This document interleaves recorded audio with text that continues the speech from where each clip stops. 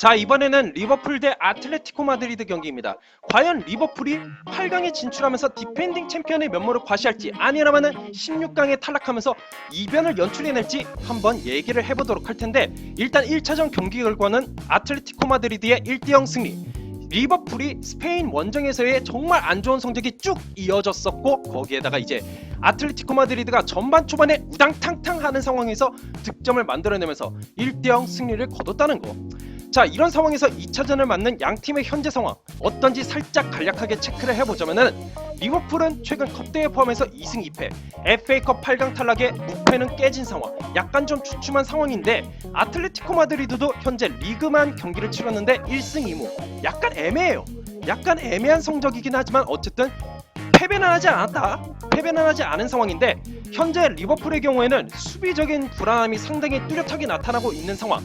그나마 다행이라면은 직전 본머스 경기 약간 불안했지만 마네와 살라의 득점이 터져졌다는 면에서는 좀 다행스러운 면이라고 볼 수 있을 것 같아요.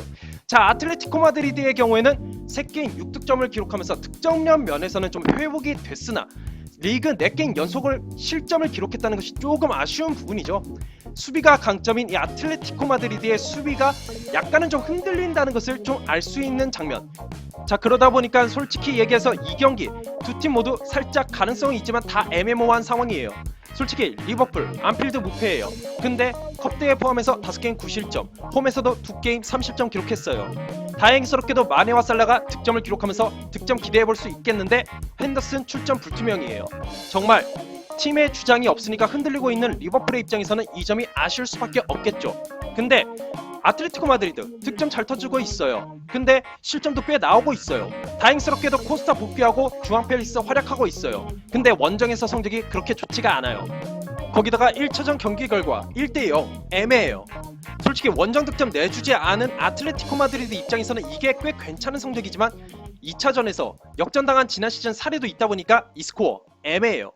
자, 그런 상황에서 일단은 양 팀의 장단점을 한 번 더 꼬집어 보고 나서 이제 예측을 해볼 필요가 있을 것 같은데, 일단 리버풀의 장점부터 살펴보자면은, 리버풀 챔피언스리그 포함해서 홈 전경기 득점, 그리고 챔피언스리그 포함해서 홈 전경기 무패를 달리고 있다.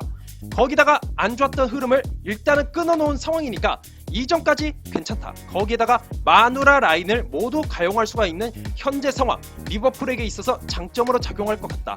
하지만 이번 경기를 앞둔 리버풀의 단점, 알리송이 이번 경기 결장을 해요. 자, 일단 엉덩이 부상으로 이번 경기 알리송 결장이 확실시 되는 상황, 거기에 팀의 주장 핸더슨 역시 이번 경기 출전이 불투명하다는 거, 그리고 나서 수비적인 허점이 아직까지도 좀 개선이 안 됐기 때문에 아틀레티코 마드리드가 원정 젬병이라고는 하지만 그래도 원정 득점을 허용할 가능성이 있다는 거, 거기에 필요한 추가 득점이 잘 터지지가 않는다. 본머스 경기에서 특히나 추가 득점을 냈으면은 주전 선수들을 좀 휴식을 취하게 할 수 있었는데, 그게 잘 나오질 않으면서 주전 일부의 체력을 잘 비축해 놓지 못했다. 주전 일부의 체력이 걱정된다는 점까지가 이제 이번 경기를 앞둔 리버풀의 단점으로 꼽아볼 수 있을 것 같다고 생각이 듭니다. 자, 아틀레티코 마드리드는 어떨까요? 자, 일단 아틀레티코 마드리드의 현재 상황에서의 장점. 자, 일단은 주앙 펠리스가 최근에 침투를 통한 득점 잘 터져주고 있다. 이 선수의 활약을 이번에도 기대해볼 수 있겠다. 자, 거기에 코스타 선수 복귀를 했기 때문에 상황에 따라서 코스타 카드를 쓸 수 있는 공격 카드가 늘었다는 점에서도 꽤 괜찮은 요소로 볼 수 있다는 거. 거기에 챔피언스리그 포함해서 최근 성적 3승 3무, 이 경기에서 무승부만 거둬도 8강에 진출하는 아틀레티코 마드리드 입장에서는 최근 이 성적이 잘만 따라준다면 가능성이 있다. 자, 그리고 체력적으로도 리버풀보다 우위에 있다는 거, 이런 점까지가 이제 이번 경기를 앞둔 아틀레티코 마드리드의 장점으로 볼 수는 있겠으나, 단점 역시 만만치가 않죠. 단점 원정 성적이죠. 역시나 원정에서 최근 들어서 승리를 거두지 못하고 있는 상황, 거기에 이제 리그 4게임 연속 실점 허용했다고 앞에서 얘기를 하지 않았습니까? 수비가 강점인 아틀레티코 마드리드의 수비가 최근 들어서 빈틈을 허용하고 있다는 것이 조금은 아쉬울 수밖에 없겠다. 거기에 모라타와 코스타, 최근에 출전은 꾸준하지만 득점이 생각보다 잘 안 터지고 있는 모라타, 그리고 막 복귀해서 아직까지 컨디션이 정상이 아닌 코스타의 득점력을 아직까지는 좀 신뢰할 수가 없다는 점, 그리고 마지막으로 지난 시즌 챔피언스리그 2차전에서 유벤투스에게 3대0으로 패배를 당하면서 역전 탈락, 요 사례까지 정말 아틀레티코의 단점도 만만치가 않다는 거, 정말 여러 가지 면에서 봤을 때에도 참 애매합니다. 이렇게 봐도 참 애매한 현재 두 팀의 상황. 그렇다 보니까는 좀 안필드라고는 하지만 리버풀도 좀 떨어질 가능성이 있고, 그렇다고 해서 또 두 번 실수 안 나오라는 법도 없는 아틀레티코 마드리드고, 정말 이번 경기 2차전 경기 결과 8강에 예측하기가 정말 힘듭니다.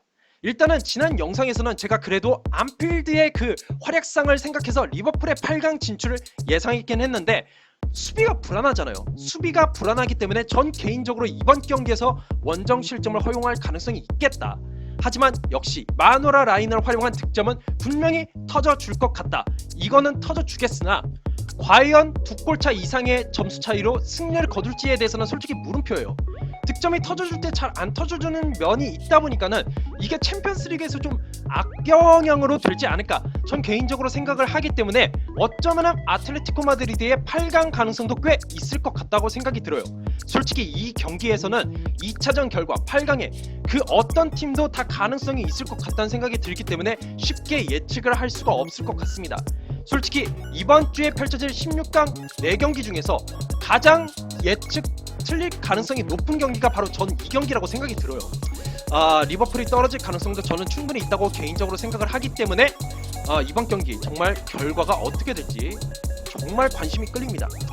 제 개인적으로는 리버풀이 그래도 디펜딩 챔피언 면모로 8강에 올라갔으면 좋겠는데, 결과는 봐야 알죠. 네, 솔직히 리버풀이 올라갔으면 하는 마음이 조금은 더 들긴 합니다. 제 개인적으로는. 자, 과연 어떻게 될지 새벽 축구 꼭 지켜봐 주시길 바라겠고, 제 영상도 마음에 드시는 분들 구독과 좋아요를 눌러주시길 바라겠습니다. 감사합니다.